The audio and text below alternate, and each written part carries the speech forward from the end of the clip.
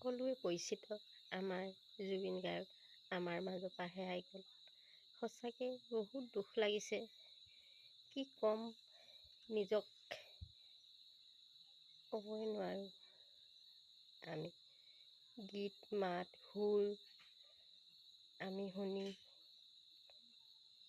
উপকৃত হৈছিলোঁ সকলোৱে।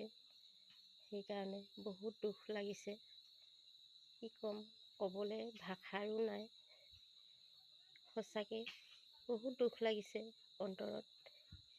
কিন্তু কেতিয়াও পাহৰি যাব নোৱাৰোঁ আমাৰ জুবিন গাৰ্গক। সুৰৰ কণ্ঠৰে তেওঁ আমাৰ সকলো মানুহক বহুত কৰিছিলে, উপকৃত কৰিছিলে। মই এতিয়া ক'বলৈ মোৰ নিজৰ ভাষাই নাই। তথাপিও মই দুই এষাৰ ক'বলৈ আপোনালোকৰ আগত আগবাঢ়ি আহিলোঁ। শুনি মই বহুত দুখ লাগিছে। সেইকাৰণে মই ক'বলৈ দুই এটা কথা আগবাঢ়ি আহিলোঁ। আমাৰ মাজত তেওঁ হেৰাই গ'ল, তথাপিও তেওঁ আমাৰ মাজত জীয়াই থাকক। সকলোৱে পৰিচিত জুবিন গাৰ্গক। মই ভাবিছোঁ সকলোৱে তেওঁ জীৱনৰ কাৰণে সকলোৱে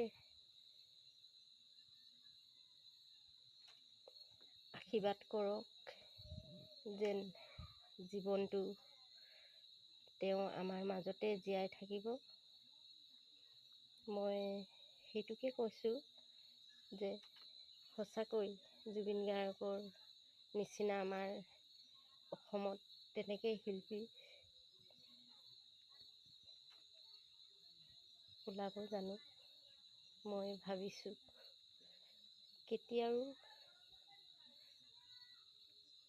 হ'ব তেনেকৈ জুবিন গাৰ্গক আমি তেওঁ আমাৰ মাজত দি থৈ যাওক সদ্গতি পাবৰ কাৰণে। মই তেওঁ আত্মাটোৱে সদ্গতি পাবৰ কাৰণে মই আশা কৰিছোঁ জীৱনটো সদ্গতি পাওক। জয় আই অসম।